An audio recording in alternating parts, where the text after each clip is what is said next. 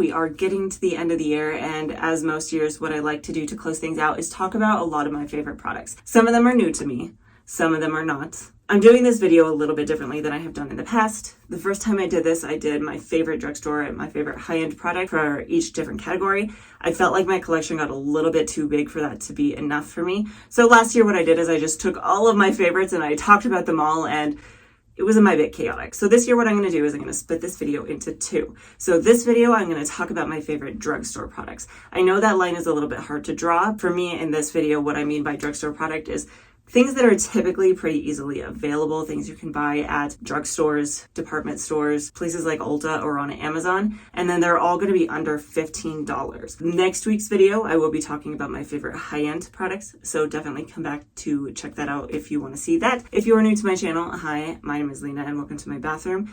And if you do like content like this, it would make a wonderful end of year gift for me if you would subscribe. Before getting into the body of this, really quickly here, I will be linking everything down in the description box below so that you can have more easy access to it. I will also link up above here a product review playlist so you can scan through that as well. I will try to link as many of those product reviews just so you can find them more easily. Just because a product didn't make it in this particular lineup does not mean it's a bad product. It just means that these ones stood out to me for one reason or another over the others.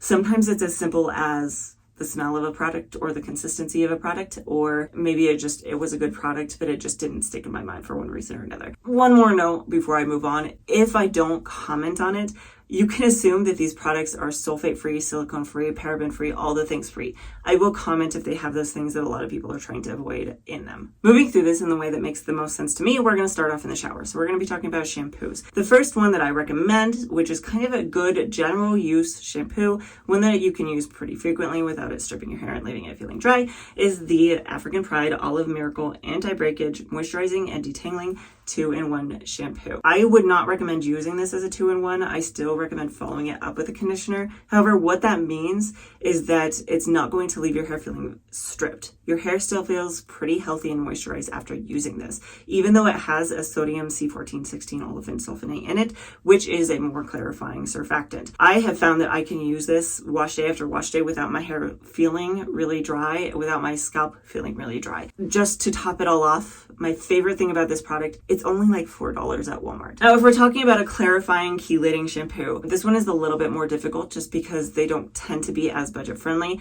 Most of the budget friendly chelating shampoos anyway aren't really quite strong enough. So the one that I would recommend for this, and the one that I tend to reach for pretty frequently, is the Ion Purifying Solutions Hard Water Shampoo. Now this one ranges in price depending on where you buy it. I think at Sally's Beauty Supply, it's somewhere around $10. On Amazon, it fluctuates so much. I've seen it anywhere from $10 to $13 all the way up to like $20. For me, this particular product, it is very clarifying. So it's going to leave your hair feeling stripped. It's going to leave it feeling squeaky. So you will have to follow it up with a mask. But when I reach for this product, that's kind of what I'm looking for.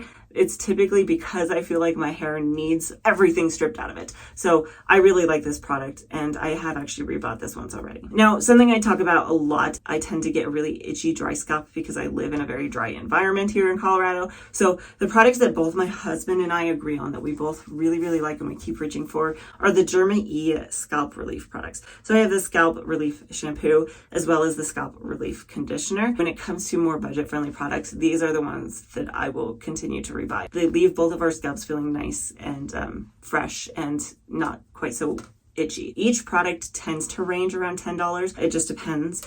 But I do really like these. My biggest complaint, these bottles are really, really, really hard. Not as big of a deal with a shampoo. With a conditioner though, it's kind of annoying because you have to work hard to get enough out to detangle your hair. I will still use and continue to buy this though because it works so well. When we're talking about kind of just a general conditioner that I would reach for if I don't need scalp, if I don't need a hair mask, the one I've actually found myself reaching for more frequently has been the Raw Sugar, the Scalp Restore Conditioner. Now, I know that it's a Scalp Restore product. I don't use it for my scalp. I use it for the other reasons because it has amazing slip. It works so well through my hair and it leaves it feeling nice and hydrated and moisturized. So I do really like this product for that. I think it ranges somewhere around $10. Again, it depends on when and where you buy it. I saw it for $15 at King Soopers the other day.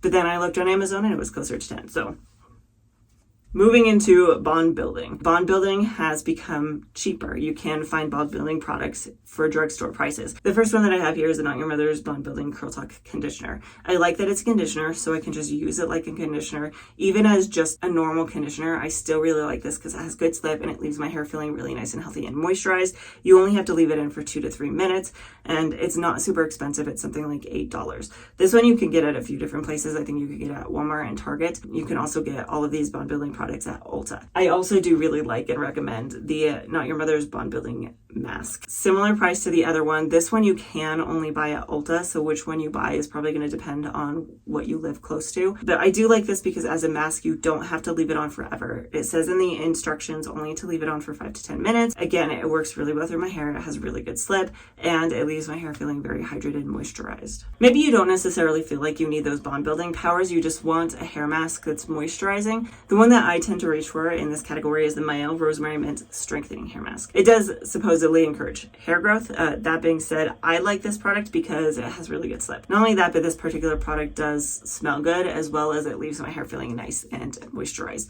I think this product tends to range around $10. Sometimes it goes a little bit above that. Just again, shop around if you aren't sure. I do really like this and I would recommend it. If I'm reaching for a hair mask because my hair's just misbehaving and I really want it to start cooperating with me, the one I reach for about 90% of the time is actually the Shea Moisture Manuka Honey and Yogurt Hydrate and Repair Protein Treatment.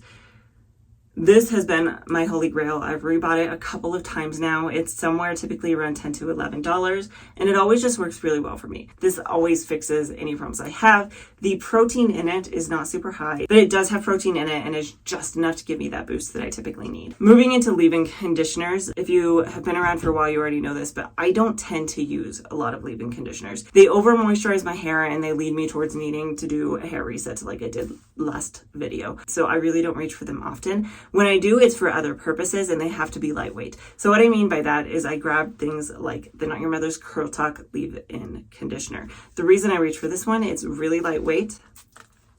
Here's what it looks like. So it's really lightweight. It's not super heavy. It works really easily into the hair. It has just a little bit of protein in it. So if your hair likes just the tiniest bit of a boost, this is really nice.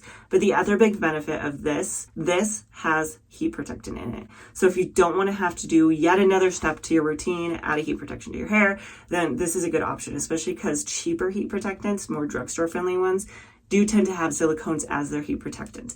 This does not have silicone in it. This range is somewhere around $8, I believe. If you don't really like the Not Your Mother's products, they don't tend to work for you, the Curl Talk products anyway, but you want something similar, a good option that's actually protein free is the Hask Curl Care 5-in-1 Leave-In Spray. Again, it's a really lightweight consistency, not super heavy, but it does have that heat protection quality to it as well. So you can spray this in your hair. Both of these work really easily into the hair. They give me good slip, and then they also have that heat protection. I mean, how do you beat it? It's nice not to have that additional product. This one is price-wise very similar to that one. We're moving into stylers now. My personal favorite, and one that has been my favorite for years, and I think has shown up in every single one of these videos, is the Not Your Mother's Curl Talk Defining Cream. Now, this one works really well for me. This always gives me good results when I need them, really consistent results.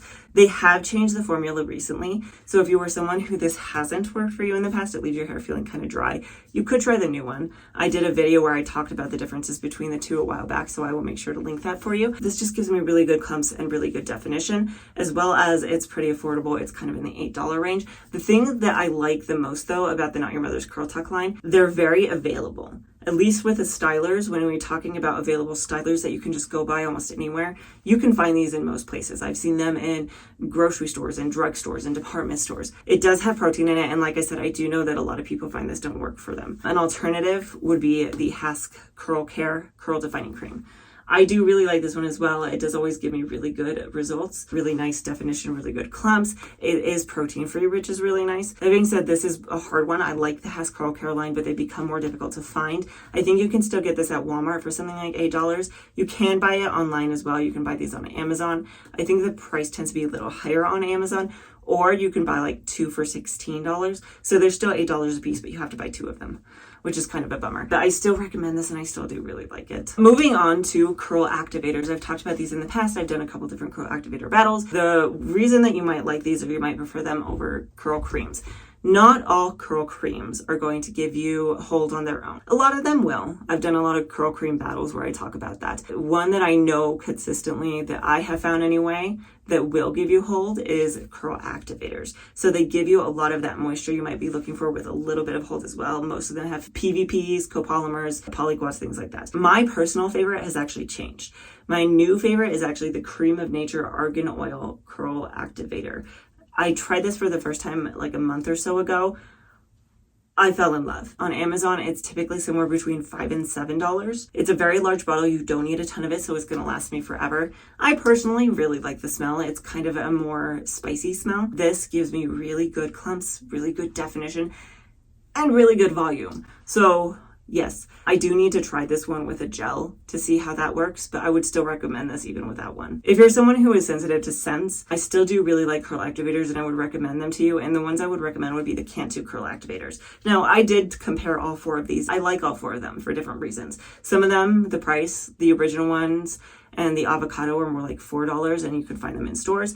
But my favorites for my hair actually tend to be these ones. So this is the grapeseed and the acai berry curl activator. They are a little bit pricier. They tend to be $10 on Amazon. And I think part of the reason for that is because they are discontinuing this line. However, you can still buy them. So if you want to buy them, get them now. The differences between these two I found. If I want volume with a little bit of definition, I go for the grapeseed. It gives me the most volume out of the 4 of them. It still gives me pretty good hold all on its own. However, in my wavy sections, it doesn't give me the most definition. So if you have wavy hair, this may not work for you. But if you do have wavy hair, you could try the acai berry one. This one doesn't give me quite as much volume, but some of that is because it is giving me more definition. And it gives me just overall really nice results. My hair is nice and shiny with good clumps and good definition. Again, these two, you could use them as one and done if you want to. They have kind of a softer hold to them. You could layer a gel over the top of them for sure, but you don't need a ton of product out of these, so they will last you forever as well. Moving on to the next one. So this is actually the Dove Amplified Shaping Butter Cream.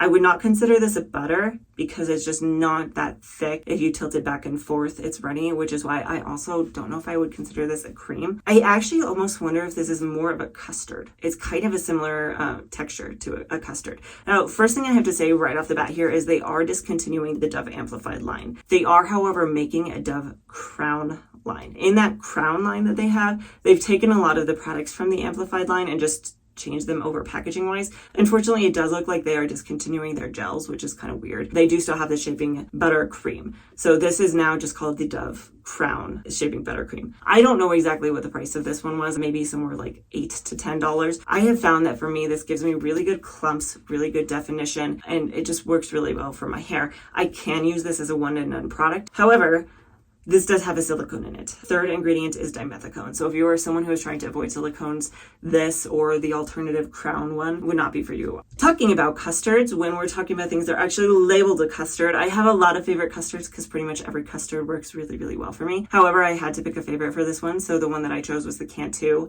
Define and Shine Custard, because out of the ones I tried, I think this one gave me slightly better results. The Carrot Care one was still pretty good, but I do really like this one. Part of the reason I like this one is because it is more available.